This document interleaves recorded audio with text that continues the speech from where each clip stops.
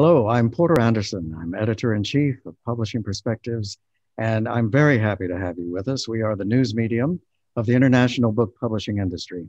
We're delighted to have you join us and the Sheikh Zayed Book Award for what we know is going to be a truly interesting discussion.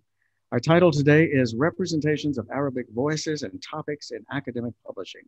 And what we're looking at is how Arabic voices, which should be integral to the global academic conversation, are handling what sometimes is a challenging environment for their ability to get across, to be included. What's working, what isn't, and what's the way forward? We're joined today by three terrific speakers. I'm so glad to have every one of you with us. Nikolaus Hasse is a professor of philosophy at the University of Würzburg and the 2018 winner of the Sheikh Zayed Book Award in its Arab Culture and Other Languages category. The Zayed jury honored his book called Success and Suppression, Arabic Sciences and Philosophy in the Renaissance. It's from Harvard University Press, 2016. I heartily recommend it to you. And then also with us is Tarek El-Aris, the professor and chair of Middle Eastern Studies at Dartmouth University here in the United States. One of his most recent books is Leaks, Hacks, and Scandals, Arab Culture in the Digital Age, which is something I want to read. I haven't gotten to it yet. Princeton University Press. That's a 2018 release. And finally, we're joined by Abdurraouf Wislati, who is the acquisitions editor in Middle Eastern and Islamic Studies with the scholarly press Brill Publishing, with which I'm sure you're familiar. Enormous amount of work coming out of the company. This event, I want to let you know, is offered in English and in Arabic. Our terrific interpreter Tarek is waiting to let you know what we're saying if you need it in a second language. So click the globe icon at the bottom of your Zoom window to choose your language. And we hope that this will work for you. We think that this is an important thing to offer so that we're all comfortable in how we're hearing the conversation today. If you have a question for us along the way, you can drop it into the Q&A area. And we hope to have time to respond to some of what may be asked by our audience members. After this event is over, we will upload the English and the Arabic versions to the YouTube channel for the Sheikh Zayed Book Award. And in case you'd like to rewatch anything or share the video with your network, that will be the place to find the entire tape on both sides of the linguistic side here, and to let your friends and your colleagues know what was said and so that they can watch it themselves. This event, as I've mentioned, is hosted not only by us at Publishing Perspectives, but also the Sheikh Zayed Book Award. And it's one of the programs that's being organized in celebration of the United Arab Emirates National Month of Reading, something I wish we had in the United States. It aims to help build a society grounded in science and knowledge, contributing to the country's position as a center of content and culture. Fantastic effort. The Sheikh Zayed Book Award will be revealing the shortlists for the 15th edition of the award in the coming weeks. And I hope you'll watch for that. You can read us at Publishing Perspectives 5 days a week, free of charge. We'll have the news as soon as it comes. So watch for it, please. So getting into our conversation here. Again, we are titled Representations of Arabic Voices and Topics in Academic Publishing. To get us started, I am going to just run over the 4 initial questions we presented to our 3 specialists. And then we'll ask each of them to give us a few minutes of their thoughts, their main talking points that come in response to our questions. We'll then continue our conversation together. And near the end of the hour, we hope, as I was mentioning, to be able to check on questions that might be coming in from you. So here are the 4 initial questions that we set out to our colleagues here to see what they would say back, and you're about to hear their comments in response. First, how can publishers ensure that Arabic scholars and subjects are represented in their catalogs? Second, beyond acquisitions, what other measures can publishers take to support scholars working with the Arabic language and in Arabic studies? Third, how can smaller academic publishers working in the specialized areas, such as Arabic studies, make sure their content is seen more globally, particularly when the larger publishers are using their resources to shift to open access? And lastly, how did English become the dominant language of scholarly publishing, and how can we broaden scholarly publication to include Arabic and other languages.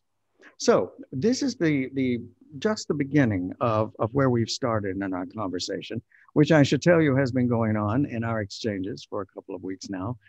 This is how I know that what's coming is going to be quite interesting to you.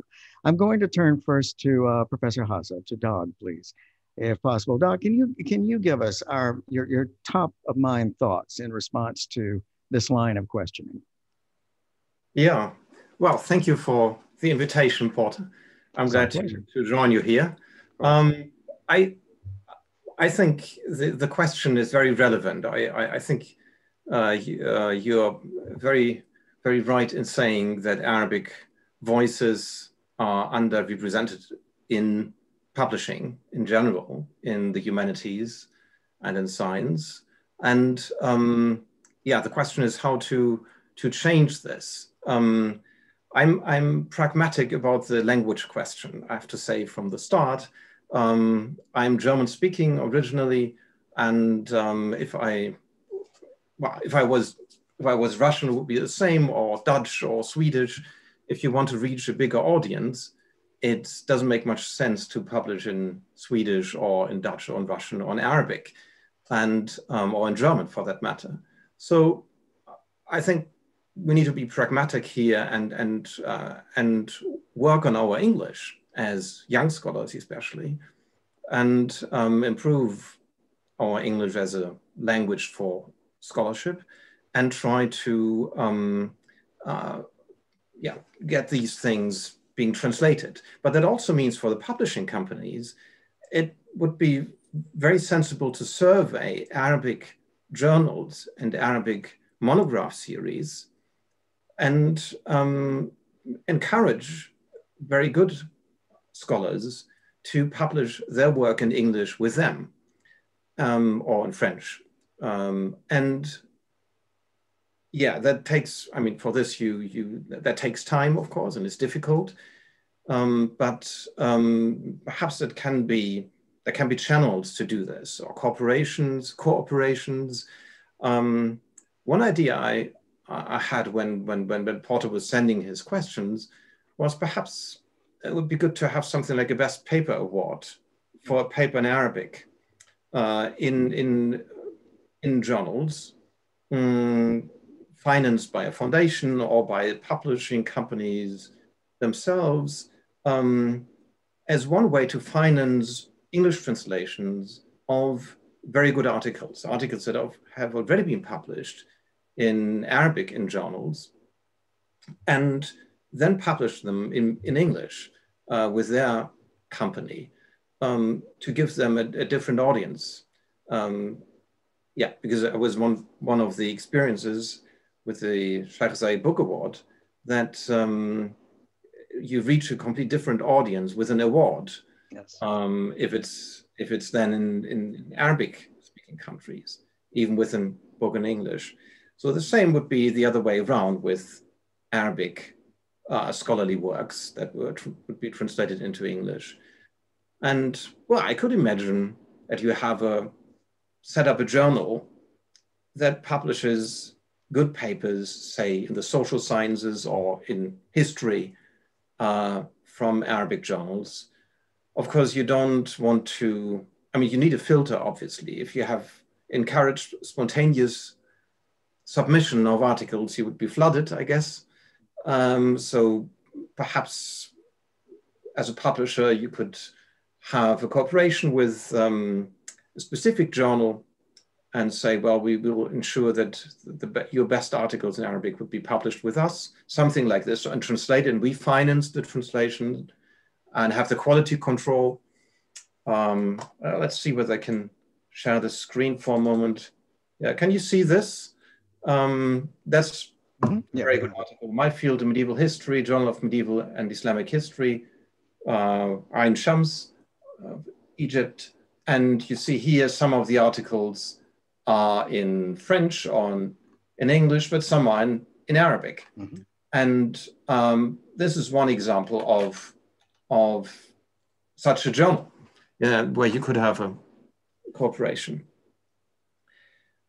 Well, one other issue I don't want to talk too long at the beginning, but one other issue is what small companies could do in the changing sphere of publishing. And I think it doesn't make much sense to have another monograph series on Middle Eastern studies or something like this, because you don't get enough visibility with this. But to concentrate on hot issues, on contentious issues, say Andalusia, whether or Central Asian Islamic heritage, or Islam in Russia, or something like this. You see, there are enough issues around that could be a topic of Iranian or Arab or whatever, or Turkish themes, but there are enough around that also in history are important for the discussion today. And of course, I'm always in teaching, I'm always looking out for material for teaching. So that's another possibility to, I'm always on the look for bilingual editions of classics like Arabic and English, because if I use them, I encourage those pupils and students who don't know Arabic to learn Arabic if they really get the hook of it. So yeah, that's a possibility to also, because teaching material usually sells pretty well if we get to know it. I always buy it for the library, the university library. Yeah, I think these are the points I want to make right now, but I can make some points later in the discussion. Sure. No, these are very good. I'd like to follow up with one thing you're saying in terms of cooperation. Yeah. In the trade, there is a very fine children's publishing company called Kalimat in the UAE, as a matter of fact. And they have set up reciprocal agreements with companies in the United Kingdom, for example, like Bloomsbury, one of the very biggest of the major independent houses there. And their agreement is that they will trade 10 books during a certain period of time, 1, 2, 3 years. And that in England, what Bloomsbury will do is have the 10 Arabic books coming in from Kalimat translated into English and sell them through its channels. And in the UAE, the Kalimat group will take those 10 books coming from Bloomsbury, have them translated into Arabic and sell them into the Arab world. To me, this sounds like a very sensible arrangement. Do you know of academic companies' arrangements like this at this point? Are there Middle Eastern houses that are so powerful in putting out wonderful material that could arrange with English language houses or even French language houses, those are the larger academic languages, to make such a trade available? Is that happening very often? I think Abdurraouf would know better, but I'm not aware. But the Sheikh Zayed Book Award people certainly know too, because they have their own translation program too, which is very, very good. Yeah, this sounds like a very good idea. One thing also to look out for is, I think, not only what is published right now, but also in history, in Arabic or Persian or Turkish, the like history books, historians' works, or in other fields of social sciences of the 20th century, because it's like classics that are read in the Arab world or the Islamic world, but are not really known in Western languages. And then to add this perspective to the very dominant perspective of Western concepts of history, that doesn't answer your question, but because we're speaking of these 10 books, books that are published now are important, but there's also, I think, a big potential for translating of classics of the 20th century in Middle Eastern languages, in modern into English. I think you're very right. I mean, these are our strong material, classic material that's being lost to the wider world, unless it's handled in the kind of way you're talking about. It may be, in fact, that such a reciprocal arrangement could focus on exactly that kind of material to bring it forward and make sure that it's getting across before we focus so much on contemporary work. You're absolutely right. You're also right about the translation program that's so wonderful. With the Sheikh Zayed Award. One of the things I love that they did just very recently, I think it's within the last couple of months, I had this story, they have made their own site available in 5 more languages. Yeah. So when you go to the Sheikh Zayed site, you've got this marvelous list of languages that you can use to look at everything. This is great. I mean, this is the kind of leadership that I think in cross-language understanding that I think we need to see. So you're quite right. Thank you for these points, Doug. This is a great start here. And I wonder, Tarek, may we turn to you next, please? Sure. Talk to us a little bit about from your position with Dartmouth and everything you're doing. Where do you see this whole set of issues standing right now in terms of how the Arabic world and its scholarship is being received or not by the rest of the world? Yeah. You know, I'm trained in comparative literature. So by my training is always to see interdisciplinarity, connection, and how to frame book proposals, how to present books, how to market books as not only, you know, claiming expertise in only one field, but also how to make them relevant as part of a larger conversation about religion, literature, anthropology, philosophy, and what have you. So this is very important. And there needs to be a balance between the zoom in and the zoom out, between the kind of very specific expertise that scholars have and develop, but also in the kind of conversations that they could or not always be aware of. And this is also has to do with the nature of the fields and disciplinary formations. Sometimes people are in Near Eastern Studies department or are doing the same work in a language department and so on. So there needs to be both, I think, editors, but also, you know, professors and other people in the field need to kind of recognize these connections.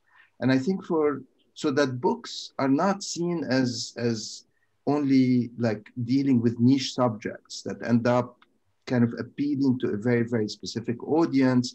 And also that has also monetary repercussions because the book ends up costing, you know, a lot of money. No one is able to afford it. $200 you have books, or even more than that sometimes from some places.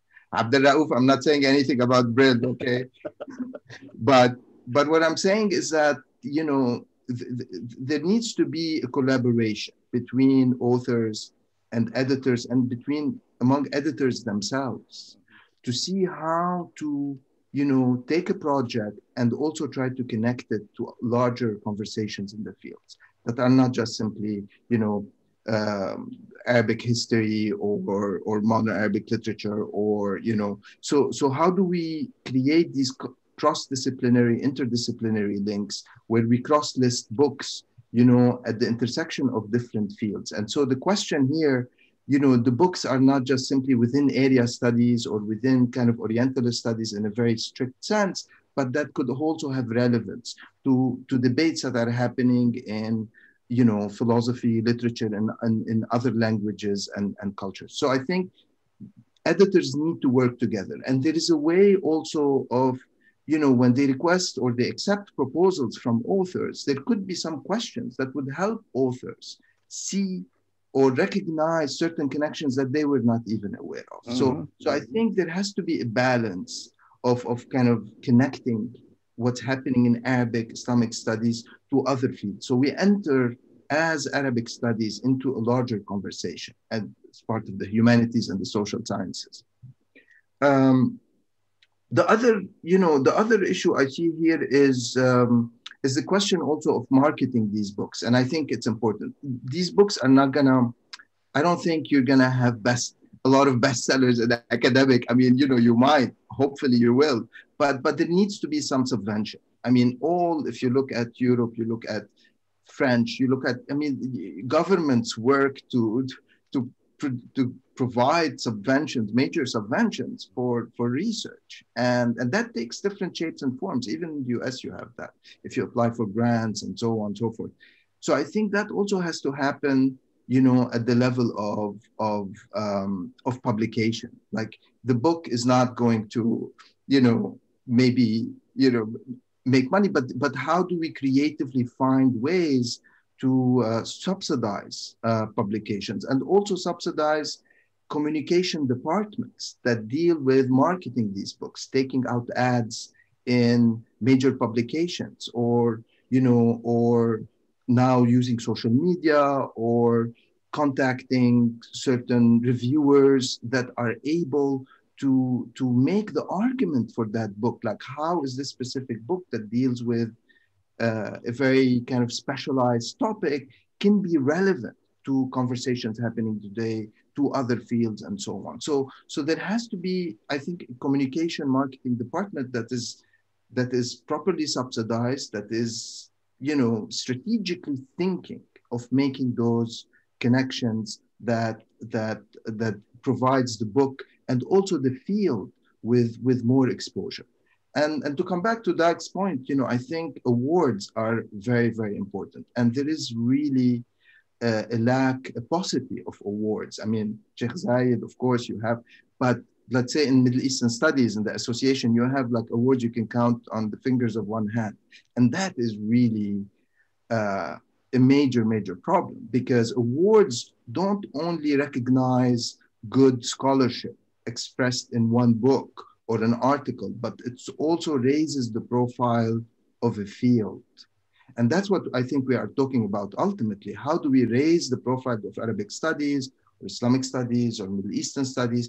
And we need more awards. And this is where the role of foundations has to come in. And you know, as Doug was saying, like, how do you intervene?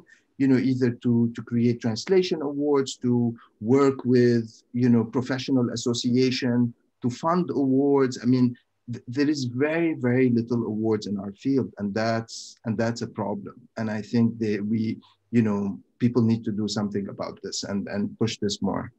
And on the question of language, which, you know,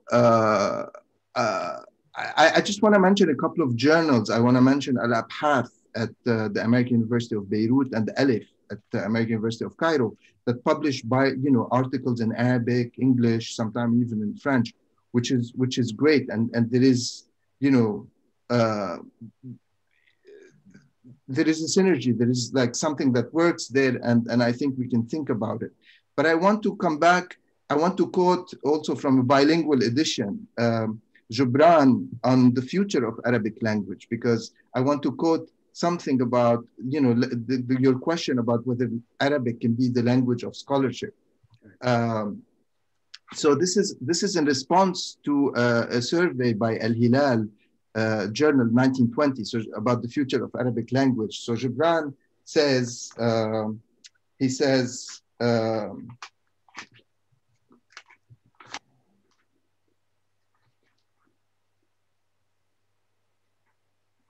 the past, Westerners ate what we cooked for them, chewing and swallowing it, transforming and absorbing the good in it into their Western being. As for present day 1920, 100 years ago. Right. As for present day Easterners, they eat what Westerners cook for them and swallow it, but it is not transformed and absorbed into their own being. Rather, it transforms them into quasi-Westerners. This condition frightens and grieves me because it shows me that the East is at times like an old man who has lost his molars, and at other times like a child who has not yet grown any at all. And I feel like we're still with this Arabic, English, East-West. How do we incorporate, and how do we benefit? What do we absorb? What nourishes us? And how do we kind of intervene in these, you know, knowledge-producing tradition in ways that truly make Arabic voices heard and come across? So I will stop here. And It's the most beautiful and yet most distressing quote, isn't it? And 100 years ago, I mean, the reversal. It's not really a reversal. It's fascinating. I find that when you're talking to these points so well, Tarek, thank you for these comments. One of the things that I'm reminded of is just last week, I had an interview with a scholar and a director of the tropical medicine unit of Baylor Hospital, one of the biggest hospital medical complexes in the United States, based in Texas. Peter Hotez has just released a new book about what he calls vaccine diplomacy, and about how trying to address pandemics in the future is going to be an increasingly political issue, as we have seen so much during this pandemic. And it's a fascinating book. I'm not going to tell you which press because I don't want to cast aspersions anywhere, but it was produced by one of our very fine university presses here in the United States. To Peter's distress, he discovered that they did not know how to market it, and they still don't know how to market it. And I'm intrigued with what you're saying about the marketing of this kind of material. Now, this is a book written in English, but it should be going right into Arabic, into every other language that in any way is looking at the pandemic as a research topic, of course. And I wonder if there's not a role for the Association of University Presses, which, as I understand it, extends beyond the United States and Canada to other nations. If there couldn't be some sort of associative, cooperative arrangement set up to build marketing capability and to get across to other languages and to other contexts in academic discussion, this is available. We've just had a major piece come out here, there. Why don't we get together and see if we can't get a translation moving? Is that done? Do you know if the associations of the university presses work together on this kind of thing at all? I don't know. Maybe this is a question for Abdurraouf, who's on the editorial We've got a lot of questions for you coming, Abdurraouf. But I do think, you have editors. I mean, Abdurraouf could say more about this, but I think there has to be, the field is moving in different directions today. Right. We're no longer just kind of the classical and the modern and the medieval, you know what I mean? I mean, there are cross-disciplinary, at least in my world, there are a lot of cross-disciplinary openings and overtures that need to be reflected on the editorial side. Mm-hmm. And that requires that, Abdurraouf works with someone, his colleague in I don't know, in anthropology and so on, and to think of strategies about how to basically market these books, how to present them, how to frame them, and I think that's important because, we can't, sometimes you have a book that touches on an area of studies, and this is the issue with area studies as well and how it is organized, especially in the US. Mm-hmm. But how do you connect them to other conversations? And I think the editors have a great role in doing this. And that requires more work of them. I mean, but that's just the way things are right now. And I think, but I think whatever the association of publishers is doing or can do to help this process, I think it would be very important. Mm-hmm, mm-hmm. I hope there's something that could be done there, because it seems to me that they and their editors, as you're saying, should be the ones who are most alert to what's happening next door and what's happening across the world and what's happening in their field and in nearby fields, as we say, because as you mentioned, it's going in so many directions. Thank you again for this input. It's terrific, Tarek. And of course, we'll come back as we start talking together in a bit. And now, Abdurraouf, we have everything to ask you. We have all referred and are waiting now for you to set us straight on every point. I hope I can live up to the expectations. now that we've put nothing but pressure on you. No, seriously, yeah, I know that your own input has been so valuable to me too in thinking about these issues. So take it as you'd like, but I think it's wonderful. Thank you for being with us, because hearing from the publishing house, from the editor, from the acquisitions man himself, I think is exactly what we need next. So you have the floor, sir. How about it? Thank you very much. Yes, I work, of course, for Brill in the Middle Eastern and Islamic Studies department. And Brill already exists for 337 years. It has a very long tradition, especially in printing and publishing non-Western scripts and more complex academic work. We're very much a niche player. So our publications are all highly academic, but still in that field, well, in the field I work in, Middle Eastern and Islamic studies, so far, Brill has a long tradition of publishing works in Arabic and Persian and Turkish and in Arabic script, but those were usually always editions of Arabic works. And we see now that in a globalizing, changing world where maybe English is very dominant still, but we also see other upcoming languages and cultures. We think we want to also present a platform for publications in other languages. So we also made the strategic decision to start publishing works fully in Arabic, also studies, not only editions. This is a decision that was made very deliberately,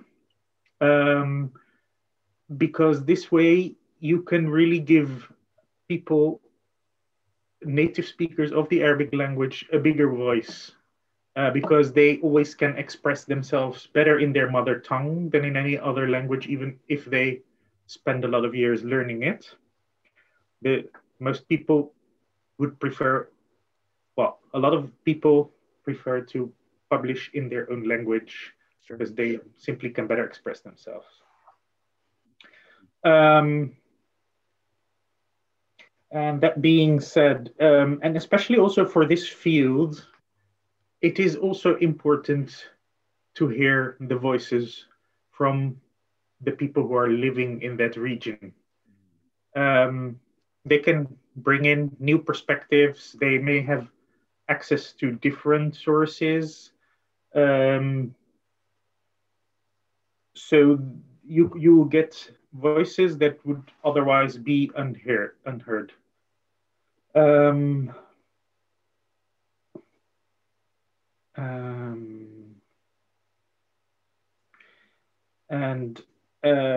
We think that will severely enrich the field as well.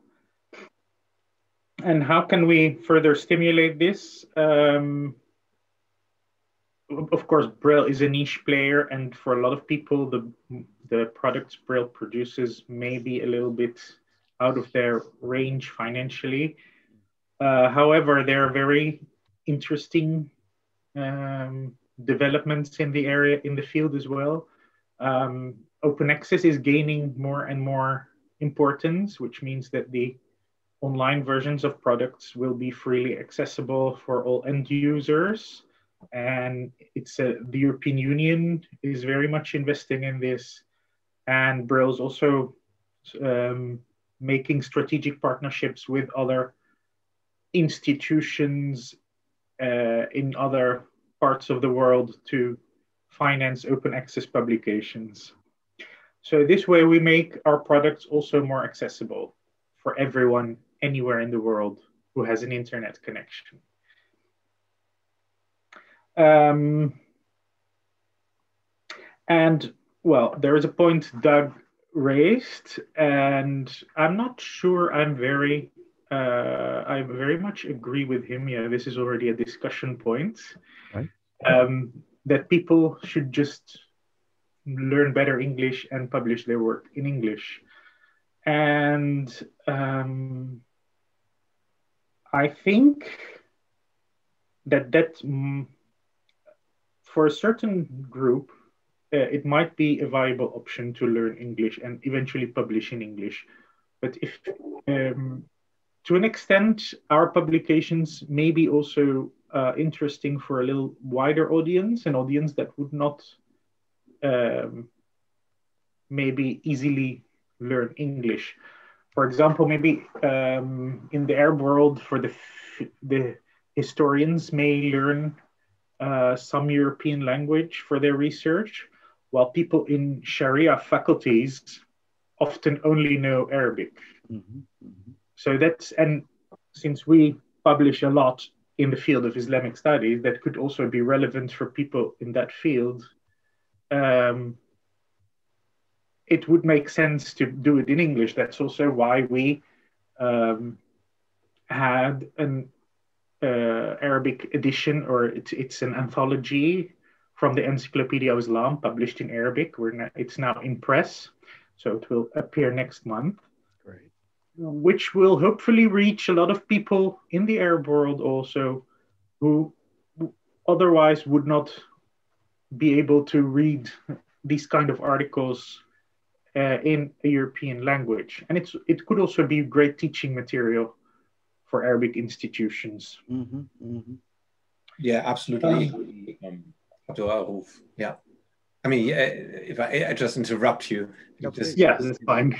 Yeah, because it's the same with other languages like German or Swedish or Dutch.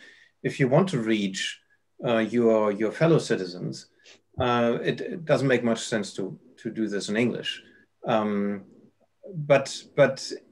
you have to have these two audiences in mind.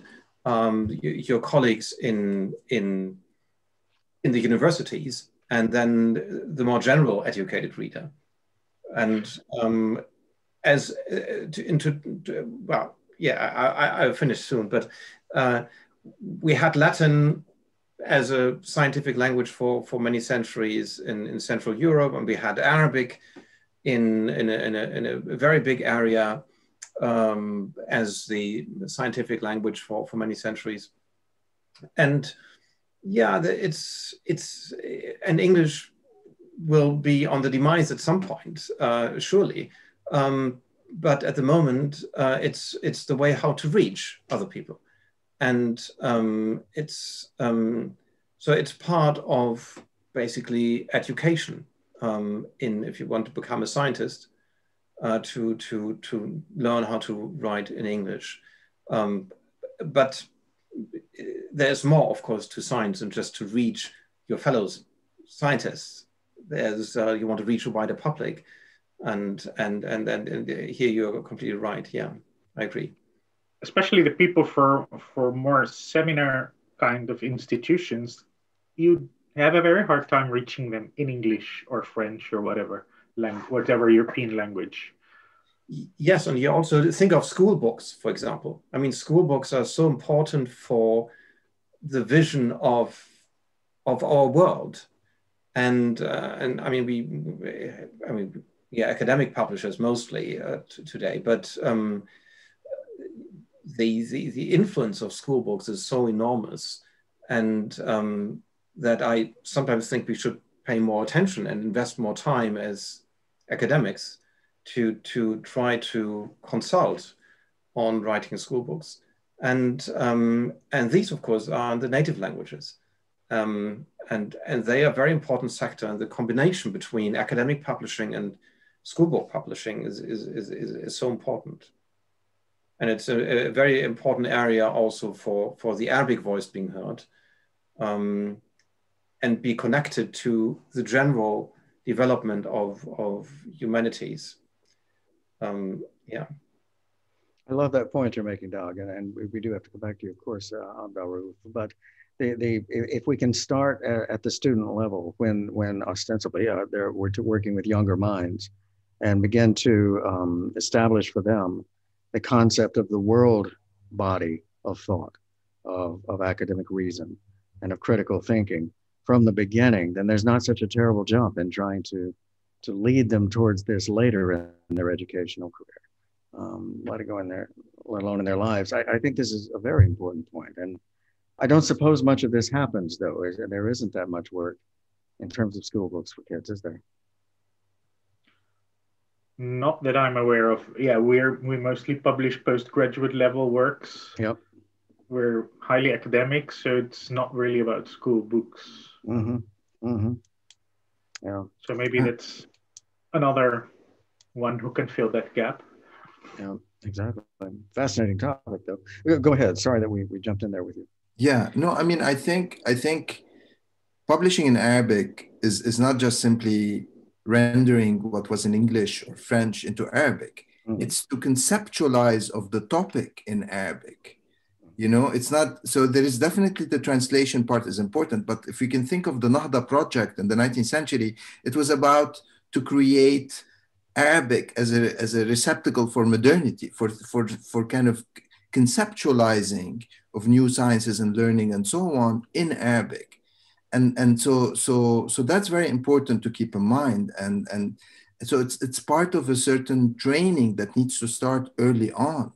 You know, and to come back to your points about schools, and so it's the way you think in a language that allows you to produce knowledge in this language as well. So that's very important too. And it was successful, right? I mean, it did create an Arabic discourse that is completely modern and up to date and engaged with the rest of the world. But it's Western.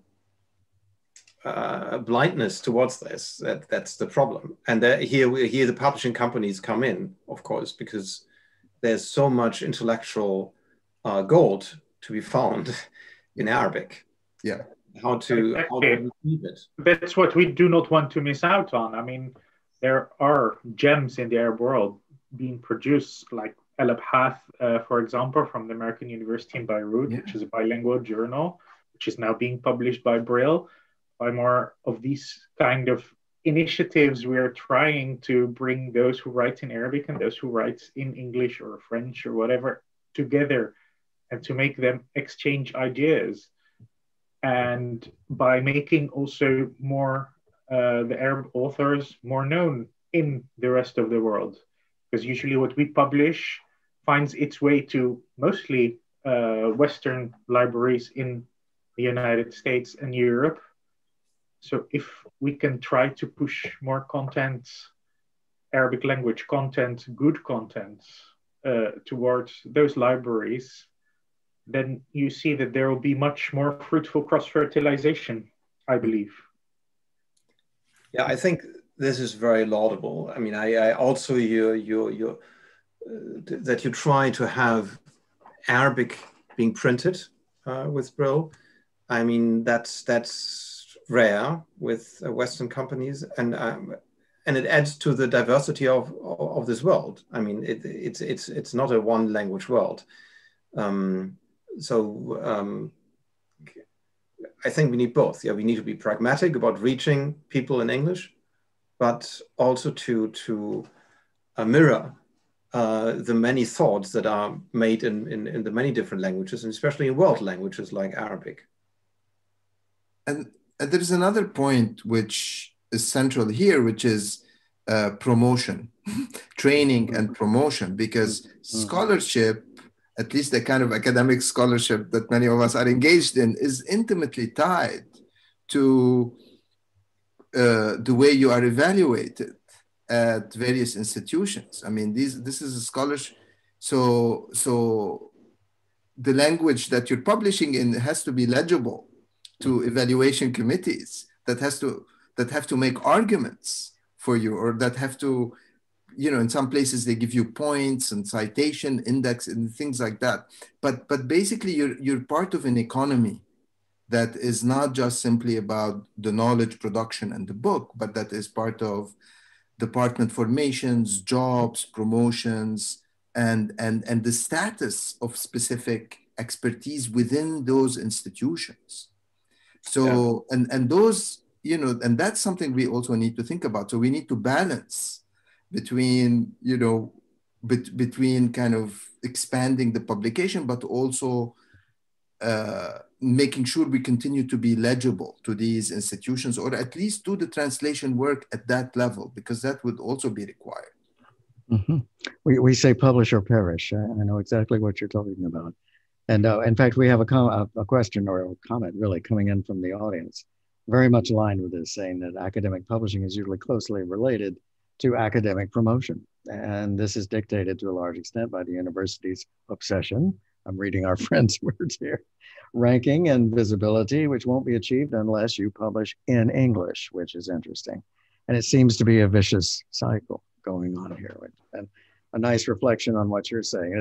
Is that correct, Abdurraouf? Is it keeping things in English because the publish or perish cycle goes to English? Well, my impression is that mostly the publications are ranked by the journal you publish in, and if the journal has a good reputation and is, for example, indexed in Scopus or one of the other major indexing services, then you get more credit for it.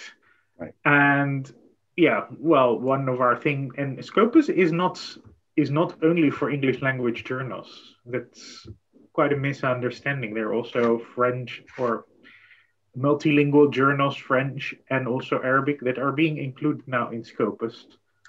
So there is, in that sense, there is also a future for other languages than English. But it would be good to get more journals that also accept papers in Arabic in these indexing services. Yeah, I couldn't agree more. A field where publishers can play a big role in. Mm-hmm. We're being referred by another audience member to the Arabic Citation Index, relatively recently launched, I believe. Are you gentlemen aware of this one? Yes, I've heard of it.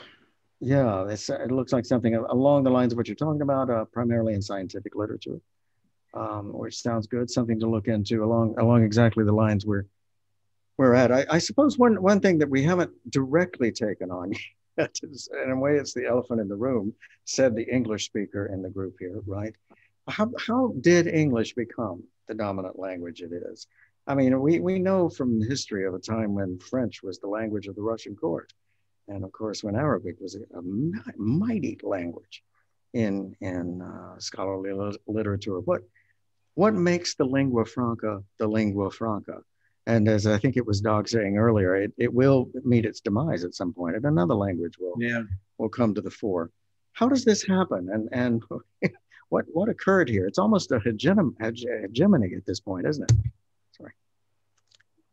Yeah, I think, I mean, from a point of view of history and philology, if you think of the 19th century, the philologists in Berlin were so influential, like Mommsen or Wilamowitz and so on. There was kind of the big science and humanities program, and the method was so influential that German was very important, together with French. Mm-hmm. And in Germany, of course, we Germans exiled our best minds in the 30s, basically Albert Einstein and so on. Yeah. And we never recovered from this. So, and many went through to the States and to Britain. Yeah. And of course, when I studied with Dimitri Gutas, and Gutas was the successor of Rosenthal, who was a Berlin student of Wilamowitz. So it's same in history of science and so on. And the Warburg Institute, where I did my PhD, fled Germany in 1933. So there's a historical story here behind German. And then with French, with the loss of the empire, I think, but French is still very important, of course, also in our fields. But it's, as I said, it's not, the situation of Arabic is not that different from what we have if you are German. You have German universities, you're taught in German, and then you have to publish in English to reach a wider audience. And the Dutch and the Swedish, or so on, the Norwegian are much more pragmatic. Scandinavian are very pragmatic about this. And they have English their English usually is much better than those of the Germans, because they know they have to know this language. So it's sad, but it's also good to have. I mean, it's very good to have a language that very many people know. I suppose it is. I mean, it provides a channel through which you can be sure to reach the widest audience. But as you say, I mean, I also see the sadness, and I feel In particular, I'm not sure if it was Tarek a moment ago or Abdurraouf who was saying that you need to understand how writers think in their own languages. You need to feel these impulses, and you really, to some degree, I mean, thank God for our great translators. There are some wonderful people working, and you can get a great deal, but not to be able to actually accept something, to receive something in its original language means you're losing something along the way. Exactly. If you look, for example, the field of Al-Andalus studies, a lot of what's going on there is being published in Spanish, which is also a world language. Right. And a lot of those authors have difficulty publishing in English. So, yeah, there's a lot to be done in terms of translation, maybe, or just publish in Spanish in order to get these authors involved. You wouldn't want to miss out on the content they produce. Yeah. And again, you think, of course, we do a great deal of coverage with the trade. And so I'm always thinking in terms of the commercial side that we feel great pressure and interest on in that part of our coverage work.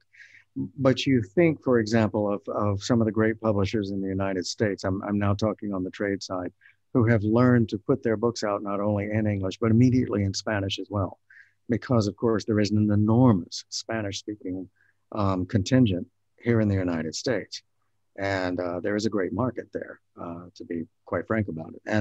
And you wonder if that kind of simultaneous presentation isn't going to make more and more sense in the future. And yet we're not quite at that point yet, I suppose, right? Language things are very much connected to geostrategical, hegemonical power balances in the world. And things change in the world. So maybe in a few decades, we'll all have to publish and speak Mandarin in academia. So who knows? Yeah. We shouldn't laugh, I know. Yeah. I think it's also so important to cultivate this, your own home language for academia, and just to feel at home. I mean, to have an academic home in your own mother or father's tongue. That's a very and it's transporting, of course, your thoughts to your friends, to your community, and that's very essential. And it's, of course, something feeling at home, but also about distributing and sharing the voice of reason, basically, and of literature. That's so that's why it's so important to cultivate basically bilinguality in academia, and to publish. I mean, all of us should basically publish in 2 languages. That would be great. Yeah. Because most of us are somehow have a second language that we feel at home at. Yeah. We often publish edited volumes with contributions in English, in French, in German. So yeah, we try to do justice to the preferred language of the authors for their publications. Another point I want to raise, I think also integral to this, is the peer review process. Because again, and that's also the invisible labor of publishing, because these people don't, I mean, you need this kind of academic community to assess and vet and evaluate and comment on this work. So this is something, and I turn to the editors and publishers in the room, this is something that needs to also be invested in. You should, this is a form of labor also that cannot continue to go without, I mean, that's an issue when you have an article that comes into your journal and you need to send it out for peer review.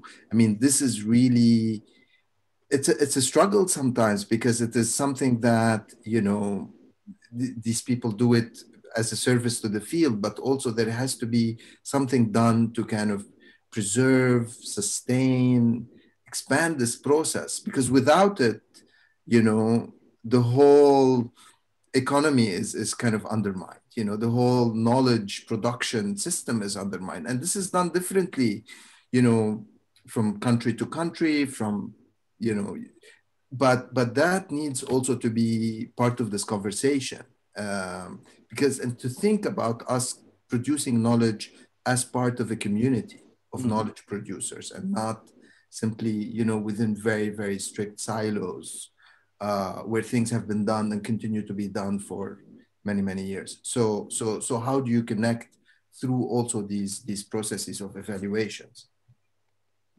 Very interesting. I like that concept of actually producing into the knowledge community, and blurring some of the lines, if you will, between languages, between nationalities, between regions, between cultures.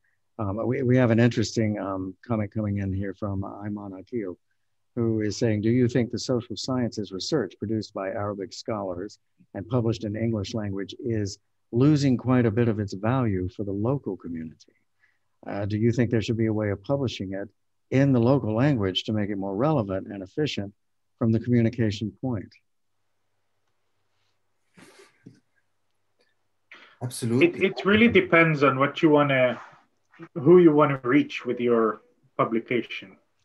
If your audience is mostly Arabic speaking, then it would be preferable to publish it in Arabic. If you would prefer to reach a wider academic audience of sociologists also working in languages not directly relevant for your geographical region, then English would definitely be preferable.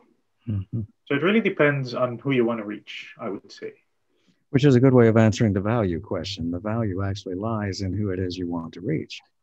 And yeah, exactly. That is to whom you point this.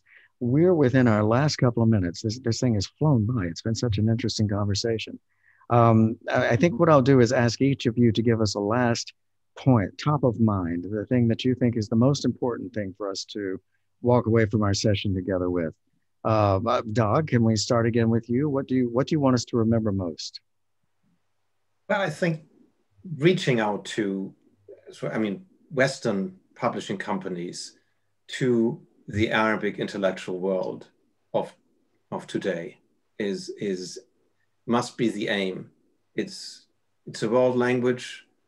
So many discussions going on that are not really covered scientific discussions in our, whatever our he means, in Western publishing companies. So we need this viewpoint, these many viewpoints as part of Western academia. Exactly. Well said. Tarek, what would you like to say to us in the final Yeah, minutes? I would just reiterate, the need for more kind of support for and funding and subventions for these presses and the kind of economies that they rely on to enable these works to be published. But also, one thing I was thinking about at the end, is the Arabic scholars. We talk about scholars of Arabic and Arabic scholars. So I just want to mention that, it's important to continue to balance between knowledge produced within, European or American context and knowledge that is relevant for the people in specific places in the Arab world or the Middle East at large or what have you. So I think it's important also to have, there's a big responsibility in publishing here. You're not just simply thinking of, promotion and reaching a wider audience, but you also want something to be relevant to the communities that are directly affected by the knowledge you are producing. So that balancing also needs to be emphasized and sustained while this whole, infrastructure is properly subsidized and properly supported. I like this sub-theme that's developing. In a way, it's kind of the local global dynamic that we talk about at times, where you can work locally and you can work globally at the same time, if you remember the balance. And it's important that you're talking about, Tarek. Very nice. Abdurraouf, our man for all questions. What is your key answer? I think we should offer everyone who has something relevant to say a platform all the different voices in different languages from different traditions in order to get a more profound discussion and exchange of ideas, and that will eventually benefit scholarship on all sides. Very well put. That's a wonderful way to end this. And I want to thank all three of you. Dr. Tarek, Abdurraouf, you've been wonderful. These have been very stimulating comments and a terrific discussion. Thank you so much for bringing all of this to the table with us. And I'd like to thank our audience. Again, I am Porter Anderson, the editor-in-chief with Publishing Perspectives. We are honored to be the media partner of Sheikh Zayed Book Award, which of course is doing a great deal of translation and helping Arabic work moving out into the world as it honors some of the best writing coming from Arabic every single year, now in its 15th year. As we were saying, if you'll read us, you'll soon be interested in it to know their shortlists coming up. We hope quite soon. We're looking forward to the information. And we hope that you'll join us next time. We will have more of these sessions. And we will alert you in the same ways we did through our social channels and through our pages and through the Sheikh Zayed Awards programming, so that you can keep up with us and find us again in the future. I thank you once again, gentlemen. You've been fantastic. Thank you to our audience. We hope you have a good evening and a good day, and bye-bye for now.